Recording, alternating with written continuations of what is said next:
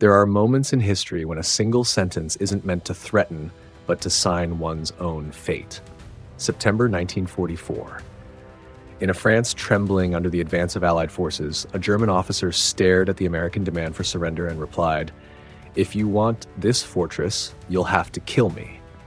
To him, it was a matter of honor. But the man on the other side didn't see it as a challenge, nor as a tragedy. He saw it simply as a choice. And when words are spoken with absolute certainty, history responds with a chill no less cold. If you want to understand why in war, words can sometimes be more dangerous than artillery shells, stay with History War. Don't forget to subscribe, because the stories we tell here aren't about heroics. They're about the real cost of decisions. September 1944. Eastern France was entering the final days of summer when light mists still clung to the hills each morning, but the air of war was thick and heavy as lead. The American army was advancing, mile by mile, not in flashy leaps, but with the grinding rhythm of a war machine honed over years. Every captured town wasn't an ending, just a comma. Ahead of them lay Germany, the border, the promise to end the war in Europe. But on that road still stood silent blocks of stone, fortresses not built to win, but to make the attacker pay dearly. One of them stood brooding over a strategic position. Thick stone walls, fortified bunkers, overlapping heavy artillery and machine gun nests, controlling every approach. Inside, around 1,500 German soldiers, exhausted but not yet broken, held out under the command of a major who had sworn never to surrender to the Americans. This wasn't just military resolve. It was an oath of honor, a personal declaration forged through years of training in a culture where laying down arms was seen as the ultimate disgrace. As the encirclement closed in, the Americans didn't open fire right away. Instead, they sent in an officer under a white flag, not to beg, not to drag out negotiations. The message was short, in the formal tone of war. Surrender now, avoid unnecessary bloodshed. Your men will be treated as prisoners of war under the Geneva Convention. It was a door left open, an honorable way out for those trapped behind stone walls. The response came swiftly, decisively, with the dramatic weight of a classical tragedy. The German major refused. He didn't hedge, didn't ask for time or tactic. He spoke directly, as if standing center stage. If General Patton wanted this fortress, he'd have to kill him first. "You'll have to kill me." A line designed to echo, to fire up subordinates, to make the enemy hesitate. A line spoken with the conviction that it carried the weight of honor and willpower. That message was passed up the chain to the highest American commander in the area. George S. Patton was not known for emotional mercy. He was known for speed, for decisiveness, and for a view of war so cold and calculating it unsettled many. When he heard the Germans' reply, Patton didn't get angry. He didn't scoff. He didn't respond with a speech. He simply said 4 words. 4 short words, stripped of emotion, threat, or bravado. "I can't arrange that." Those 4 words were not an insult, not a counter-challenge. They were the cold acceptance of a choice. Patton didn't argue with declarations of martyrdom. He didn't try to talk a man out of dying who had already made up his mind. In Patton's mind, war was no stage for heroic monologues. It was a problem to be solved, quickly and with minimal cost to your own side. When a man willingly placed his life on the table, Patton simply acknowledged the move. Here, the line between morality and leadership becomes stark. Is a general obligated to keep persuading, to try and save the enemy's life, even when the enemy has chosen death? Or is his first duty to protect his own soldiers, not let them die out of respect for someone else's personal vow? Patton chose the second, not out of cruelty, but because he understood that hesitation in war is its own kind of sin. Those 4 words closed the door on any sentimentality. They turned a dramatic challenge into a logistical task. No more room for negotiation, no more illusions. From that moment on, the fate of the fortress no longer lay in the hands of the man who had vowed to die inside it. It lay in the artillery maps, in the flight schedules of bombers, in the cold calculations of time, ammunition, and logistics. But to understand why Patton didn't just bypass the fortress, didn't leave it behind like many other commanders might have, we have to look at the bigger picture of the campaign. This wasn't just an isolated pocket of resistance. It was a strategic choke point, a thorn lodged in the side of the entire operation. Every supply convoy, every armored unit passing through would fall under its guns. For Patton, ignoring it wasn't saving lives, it was inviting disaster to creep up from behind. And it's right here, like while the echo of those 4 short words still hangs in the air, that the story forces us to move on to the next question. What was this fortress? Why couldn't it be left behind? And why, in Patton's eyes, making it surrender, or erasing it, was not a choice, but an absolute necessity. That fortress was never meant to be a symbol etched into the pages of history. It was a product, practical, cold, and deliberate, of decades of German military thinking. Its thick stone walls weren't built to impress, but to withstand artillery. Its concrete bunkers sat low, dug into the hillsides, interconnected by trenches and underground tunnels, forming a sealed-off body, hard to spot from afar but lethally effective once within range. The machine guns were positioned for overlapping fields of fire, not to kill quickly, but to trap attackers in the kill zone just long enough for the artillery to finish the job. This wasn't a place for heroic last stands. It was designed to grind down the enemy's will. More importantly, the fortress controlled a key transport artery the Americans had to use to maintain their advance. This road wasn't just for tanks and infantry. It was a logistical lifeline where convoys of fuel, ammunition, food, and medical supplies had to pass day after day. In modern warfare, a fortress doesn't need to wipe out a whole division. Just a few burnt supply trucks, a few destroyed bridges, and the entire offensive ahead could slow to a crawl and fall into vulnerability. Many other commanders might have considered bypassing it, leaving the fortress behind, sealing it off with a light encirclement, and pressing forward. On a map, that's an appealing move. But Patton didn't see war through the lens of static maps. He saw it as a constant flow of movement, where any gap left behind could turn into a deadly trap. A live fortress, even when surrounded, was still a threat. It could fire, it could sabotage, it could become an anchor point for a counterattack. In Patton's view, leaving a stronghold like that in your rear was no different than tying your own hands. That's why, from the outset, he didn't see taking the fortress as optional. It was a prerequisite for the campaign to run smoothly. But Patton's approach to the problem was different from the popular image of him as a general who only knew how to charge headfirst with brute force. Before firing a single shot, he always asked one simple question: is the enemy willing to surrender? Not out of pure compassion, but out of efficiency. Every bullet not fired was a resource saved. Every American life not risked was a quiet victory. Patton's surrender-first philosophy wasn't weakness. It was cold-blooded pragmatism. He understood that in war, death often came more from stubbornness than from tactical necessity. If the enemy agreed to surrender, the problem ended instantly. If not, Patton had no illusions that a few words could change the mind of someone who had already bound their honor to death. This fortress, then, became the collision point of 2 worldviews. On one side, modern warfare thinking, where logistics, speed, and minimizing loss were paramount. On the other, a code of personal honor, where a single officer's vow outweighed the lives of the men under his command. Patton saw that clash clearly, and he knew it couldn't be dragged out. The longer the delay, the higher the price, not for the fortress, but for the entire campaign. In the first hours after the rejection, American staff officers got to work. Maps were spread out, supply routes were marked. The fortress's artillery range was circled, and it overlapped every critical road the Americans needed to use. The numbers made the argument on their own. Bypassing the fortress meant living with daily risk. Taking it, no matter how costly in the short term, was the only way to secure long-term safety for the tens of thousands pushing forward. Patton didn't need to shout to make his decision.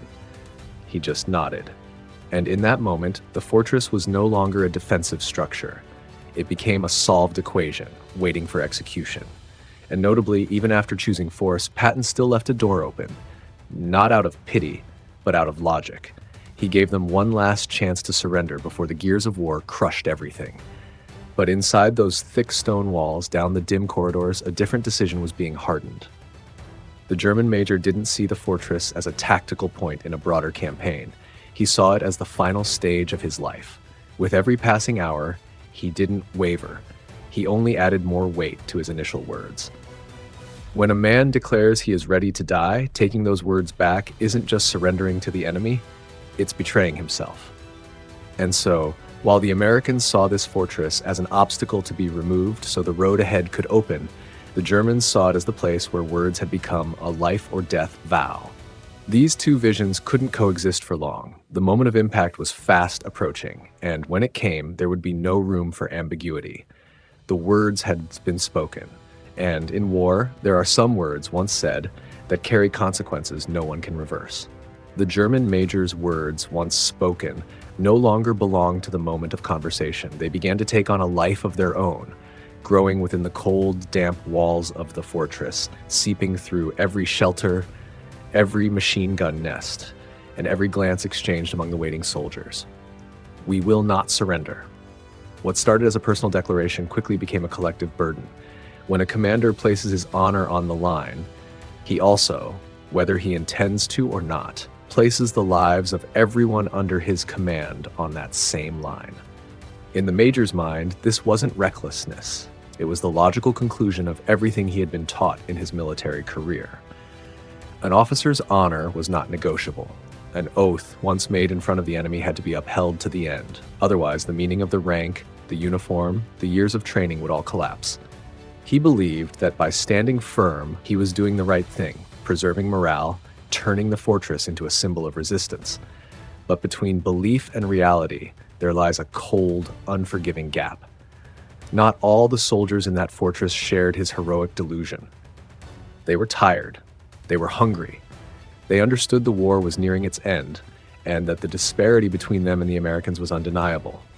But once their commander declared he was ready to die, no one dared be the first to say they wanted to live. Silence spread, not out of agreement, but out of fear of being labeled a coward. On the other side, Patton viewed the situation through a completely different lens. He didn't see honor in the major's declaration. He saw a decision that had closed the door on all compromise. To Patton, there were only two kinds of enemies: those who wanted to live and those who had chosen to die. For the first group, negotiation was a tool. For the second, negotiation was a waste of time. And in war, time is always measured in blood. Patton wasn't angered by the defiance. He wasn't insulted. He simply crossed an option off the list. Once words became a vow of death, any further attempts to persuade only fed the illusion that the enemy still held the upper hand. Patton refused to give them that feeling. He wanted them to know the choice had been acknowledged and the consequences would follow. Precise, emotionless, inevitable. The moment he gave the order wasn't theatrical. No pounding fists, no raised voice. The command was issued like hundreds of others throughout his military career. Brief, clear, leaving no room for interpretation. The fortress would be neutralized by any means necessary, as swiftly as possible, with minimal American losses.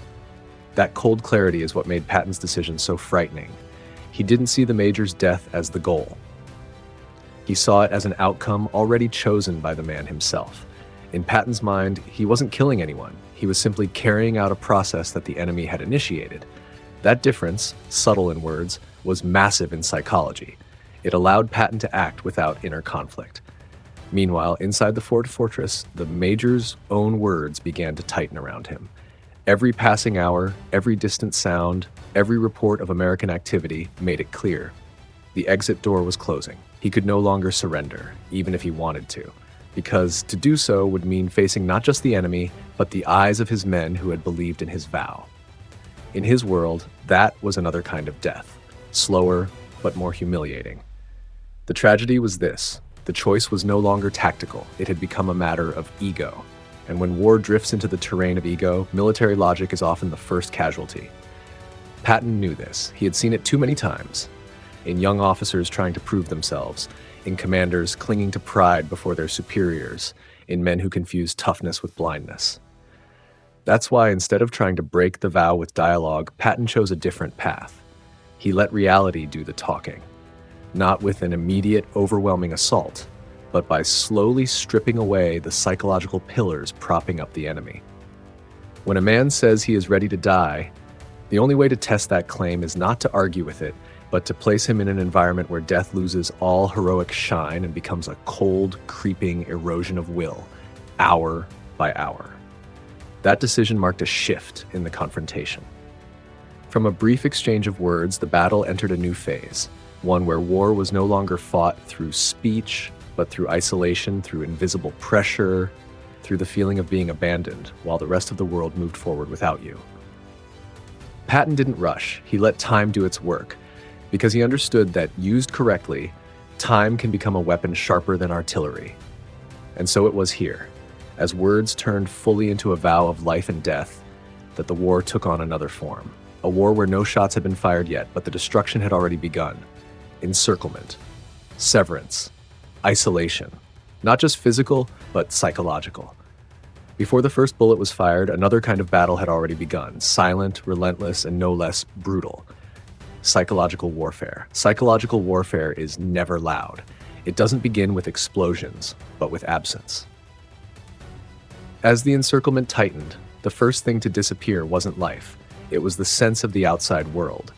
The roads leading into the fortress were quietly severed. No more vehicles, no more news, no more familiar signals to remind them they were still part of a greater war. The fortress, once seen as a stronghold, was now just a lonely island in a sea of enemies.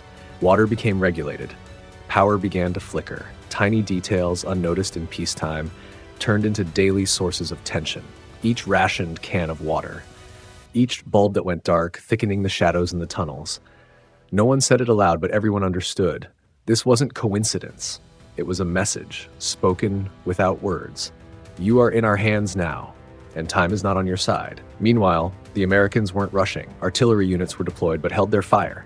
They did only one thing: register targets.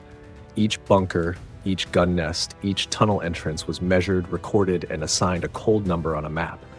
It was a technical process, dry and mechanical, but that precision was what made it unsettling. The silence of the artillery was louder than any barrage. It promised that when the time came, nothing would be left to chance. Overhead, reconnaissance planes passed by with clockwork regularity. They didn't fly low to provoke. They didn't fly too high to disappear. They flew just low enough to be seen, just clear enough to send the message. The fortress is exposed. There are no shadows left, no secrets. And every time the engine roared above, it dragged behind it a question no one wanted to answer. Next time, will they return with bombs? Inside the fortress, tension began to erode everything.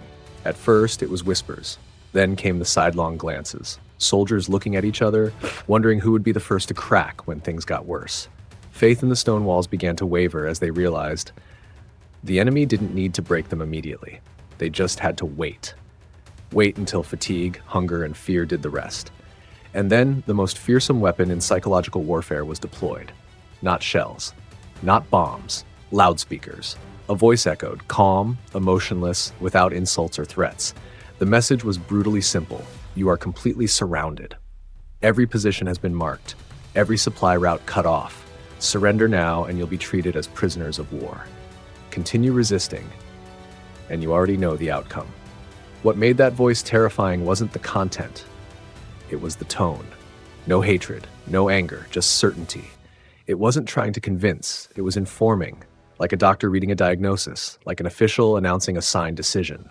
Each broadcast dug a little deeper into the cracks of the defenders' resolve, because it forced them to confront a bitter truth. The enemy didn't view this as a glorious battle. They saw it as a problem to be solved. And once you're treated as a problem, all illusions of heroism fall painfully out of place. The German major listened in silence. He didn't argue. He didn't respond. But with each message, he felt the weight of his own words pulling the entire fortress toward the abyss. He began to understand that Patton had nothing left to prove. Patton only needed to wait for the major's vow to tighten around him like a noose of his own making. The soldiers beneath him started to change. Some avoided his gaze. Others looked at him with a mix of respect and resentment. No one dared to speak it, but the question lingered in the air. Is this death really necessary? And if not, who will answer for it? Psychological warfare, when done right, doesn't need to break everyone. It only needs to plant enough doubt to fracture unity. And that was happening, hour by hour. Discipline still held, but it had lost its heartbeat. Orders were still followed, but belief was fading fast. Patton knew when psychological warfare had reached its peak, not when the enemy surrendered on the spot, but when they no longer believed that resistance held any meaning. He didn't let this phase drag on too long. because desperation, when left to ferment, could turn into reckless violence, causing needless loss on both sides. Then came a subtle shift. Artillery was no longer just registering targets. The crews were preparing to fire. Planes no longer flew empty, they carried payloads now. The loudspeakers, after one final announcement, fell silent. But this silence was different. It didn't feel like waiting. It felt like conclusion. Inside the fortress, everyone felt it. No one said it aloud, but they all knew. The test of willpower was over. What came next would not be words or pressure. It would be action. Once psychological warfare had done its work, the gears of violence began to turn. And so, after days of isolation, erosion, and those cold, relentless broadcasts, the inevitable moment arrived. There was no room left for retreat, no space for interpretation. The clock was ticking, counting down the final 12 hours in which this fortress, and all illusions of its invincibility, would be systematically reduced to rubble. When the first explosion rang out, it didn't bring surprise. It brought confirmation. Everything had been prepared too thoroughly, too precisely, for anyone to still deceive themselves into thinking this was only a bluff. The American artillery opened fire exactly as planned, calculated, deliberate, unfazed. The shells didn't fall at random. They struck the locations that had been studied for days. Command bunkers, key machine gun nests, the tunnel entrances that served as lifelines of the defensive network. In those first minutes, the fortress still stood. Stone walls shook, plaster dust fell like rain, but the structure hadn't collapsed. For the German soldiers, that moment almost stirred a warped sense of hope. They had withstood the barrage. The fortress had done what it was built to do. But it was here that the difference became clear. The difference between a standard assault and a methodical annihilation. The shelling wasn't relentless or overwhelming. It came in cold, steady rhythms like the breath of a machine. Each salvo ended with a short silence, just long enough for those inside to think it might be over. Then the next wave followed, more precise, more devastating. It wasn't meant to shock. It was meant to erode, to make the defenders realize they couldn't predict the end. As the outer defensive points were neutralized, the Air Force joined in. The planes didn't arrive like sudden ghosts, They were the logical next phase in a calculated process. Bombs rained down on marked zones where underground bunkers and ammo stores were believed to be. The blasts didn't just destroy materials, they shattered the last feeling of safety for those hiding below. The bunkers, once seen as sanctuaries, now became sealed boxes where every tremor echoed tenfold. In the chaos, the fortress's command structure began to collapse. Communication lines were severed, orders never arrived, reports stopped being sent. Junior officers had to make decisions in an informational void, mentally and emotionally drained. Some tried to maintain order, but that order became hollow, performative. When soldiers no longer believed orders came from a functioning center, obedience became reflex, not conviction. German troops began abandoning their posts, not to escape, but to seek safer corners inside the fortress itself. The unraveling was silent, but irreversible. A gun position went quiet, out of ammunition. A bunker lay abandoned, its crew dead or wounded. Each gap opened a new path for American firepower to push deeper. On the American side, there was no triumphant cheer. The infantry advanced after the shelling with absolute caution. No one charged in shouting, no bugles, just heavy boots, tense eyes, and movements so practiced they were almost instinctual. This wasn't a glorious hunt. This was the final step in a carefully designed process. Each section of the fortress was taken, checked, cleared. The surviving German soldiers, realizing all lines of defense had crumbled, began to surrender. Some did so in silence. Some cried. Others looked around blankly, as if they couldn't understand how it had all ended so quickly. There was no desperate last stand, no heroic counterattack, only the late, quiet acceptance of a fate that had been sealed the moment that first defiant sentence was spoken. Time moved strangely during those 12 hours. For those trapped inside, each minute stretched into eternity.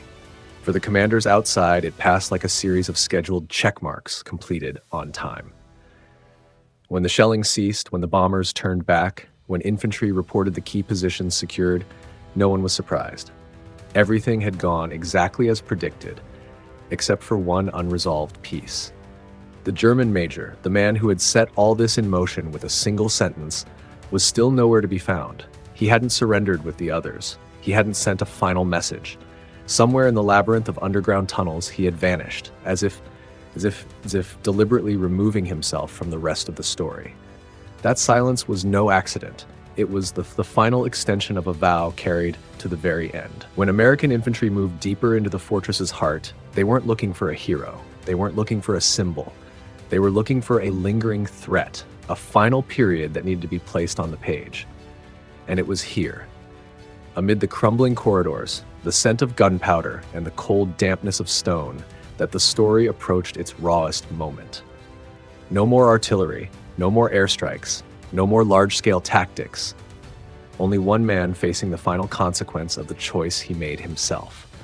When the noise of war had faded, death, if it came, would not come like a grand tragedy but like a logical conclusion. And that is when the story shifts to its next chapter, the death of the man who chose death. In the remaining maze of tunnels beneath the fortress, the air was thick with the musty scent of old stone mixed with lingering gunpowder. The faint beams of flashlights swept across cracked walls where flakes of plaster fell like dirty snow. Here, the war had shrunk.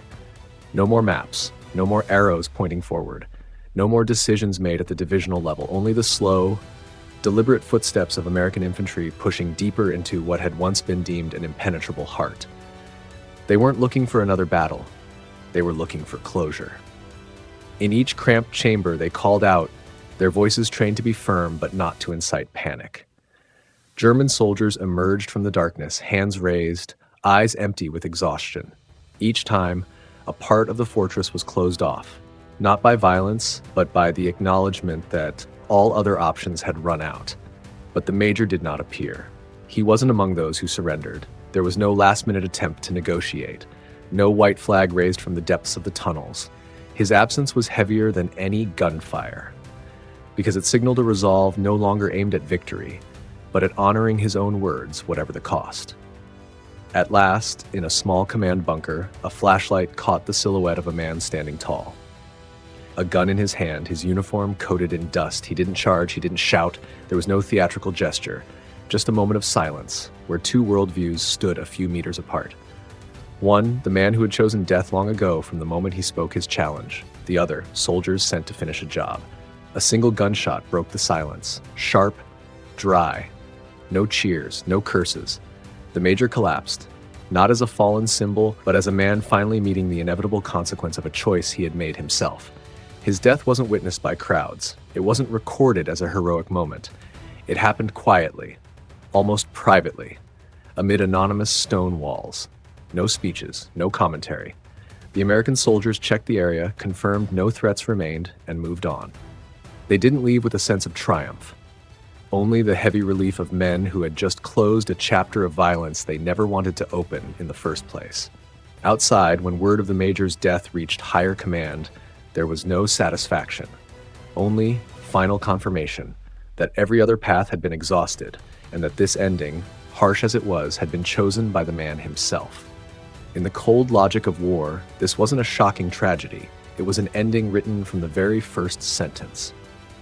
What stood out most was what happened next.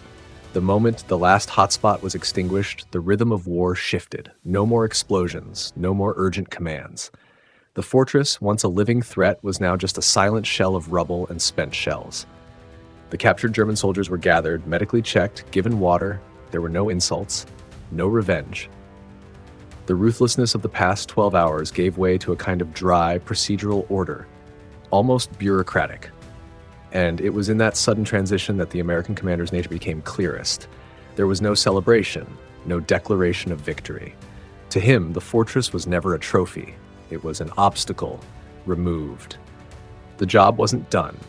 The road ahead was still long, and every hour of delay could mean lives lost elsewhere. The death of the major, therefore, never became the centerpiece of military reports. It was just a line, brief, a necessary detail to close the file. But for those who witnessed it, it left behind an unsettling echo. A man had died, not because he was forced to, but because he couldn't find a way out of his own words. And as the dust settled, as the prisoners were led away, as units prepared to march forward, one thing became clear. This was not a triumphal victory. It was a cold lesson in leadership and responsibility. a lesson the American commander understood deeply. And so he didn't pause to celebrate. He turned away, his eyes fixed forward, toward where the war still raged, and where the line between brutality in battle and humanity after it would once again be tested. After the final gunshot faded, the fortress was no longer a battlefield. It became an empty space, where silence arrived faster and deeper than anyone had expected. The walls that once shook now echoed only with footsteps and the clatter of metal as soldiers cleaned up. In that moment, many had expected something like victory. A cheer, a handshake, a release of tension. But that never came. Patton didn't arrive to celebrate. He didn't stand on the ruins to give a speech. He didn't summon photographers. He didn't allow this moment to be turned into a symbol. To him, the fortress was simply a mission completed. A full stop placed at the end of a tactical equation, not a page in history to be underlined with emotion. That attitude puzzled many. To younger officers, this was a clean victory, swift, efficient, with casualties kept under control. By conventional logic, it deserved recognition. But Patton saw it differently. He understood that every victory, if glorified too much, risks blurring the true nature of war. And that nature, in this case, was the death of a man trapped in the prison of his own words, the near sacrifice of hundreds of others who might have paid for it. He ordered the German prisoners to be treated in full accordance with regulations. Water was distributed, the wounded were cared for, there were no humiliations, no acts of revenge. The line was drawn clearly. Brutality existed only during combat, when the objective was to eliminate a threat. Once the threat was neutralized, humanity wasn't a gesture of mercy. It was a mandatory principle. For the American soldiers, it was a lesson not taught in words, but in conduct. Patton didn't speak at length about ethics. He let his actions speak. He showed them that a commander could order ruthless destruction and demand strict discipline in the protection of those who had surrendered. Those two things weren't contradictory. They reinforced each other. In his after-action reports, Patton didn't emphasize the Major's original challenge. He didn't turn it into a story of personal vindication. He kept it brief, focused on what needed to be extracted for the road ahead: timelines, firepower, logistics, and how to reduce risk for advancing units. To him, the value of victory wasn't about who was right, it was about how much safer the path ahead had become. It was this cold clarity that revealed a rare kind of leadership. Patton didn't need victory to validate himself. He didn't seek personal satisfaction in the fall of his enemies. He saw war as brutal work that needed to be done quickly, so fewer people would have to die.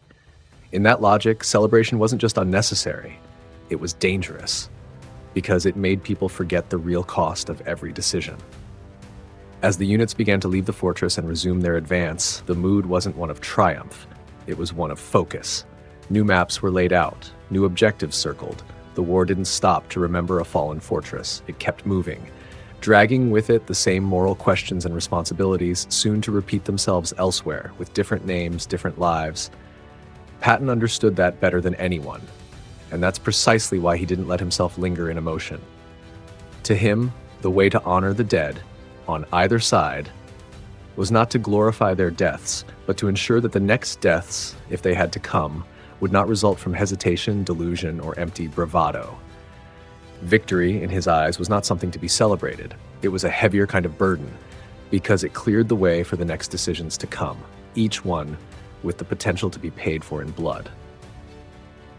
When the fortress was reduced to nothing more than silent walls behind the advancing American column, the road ahead stretched out, bare, emotionless. There were no triumphal arches, no victory banners, only the grinding of tank treads on pavement, the steady hum of engines, and the unmistakable sense that the war was far from over. One obstacle was gone, but the march continued, bringing with it new choices, new decisions, and new lives weighed on the scales of command. Looking back at the entire story, what lingers isn't the image of a fortress collapsing. It's the moment a sentence was spoken and couldn't be taken back.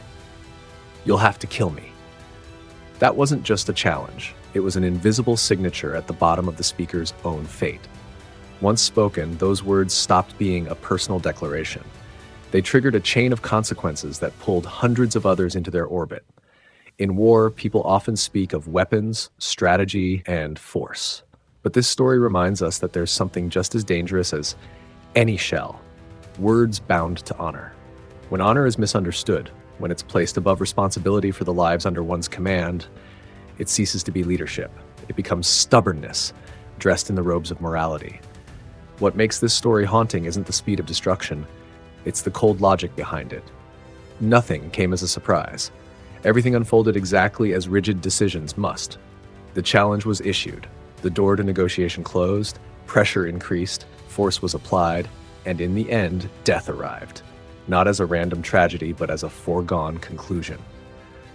On the other side, the American commander wasn't portrayed as a savior, nor as a butcher. He appeared as a man who understood a difficult truth. War has no room for martyrdom. When someone declares they've chosen to die, the commander's duty isn't to argue with emotion. It's to protect his own soldiers by ending the threat as swiftly as possible. And that is where the true moral question is handed off to us, the listeners. Who bears responsibility for the death? The one who pulled the trigger? The one who gave the order?